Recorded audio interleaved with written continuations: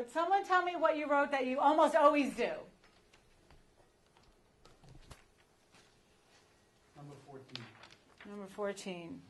When someone makes a mistake, I focus on solving the problem, right? It sounds simple. But so often, right, what do? We look for who to blame, right? Where do we mess up? And I always say, when you mess up, do you know you messed up?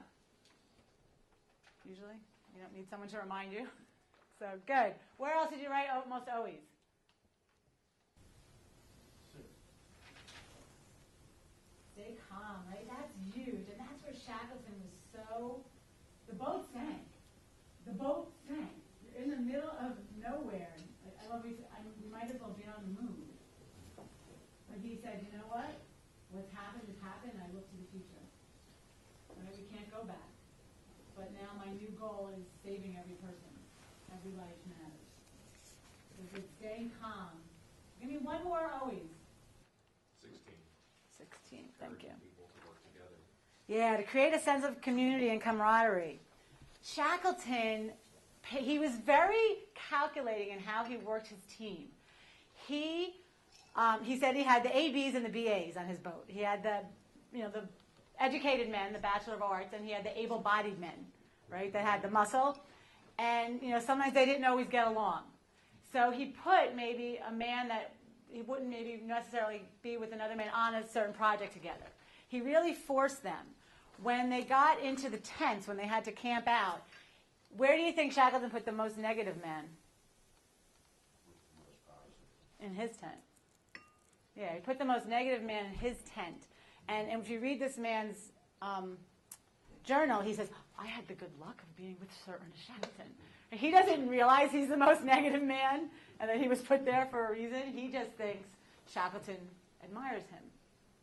Right? So he's always working on that sense of camaraderie with them. Good. What's something you wrote rarely?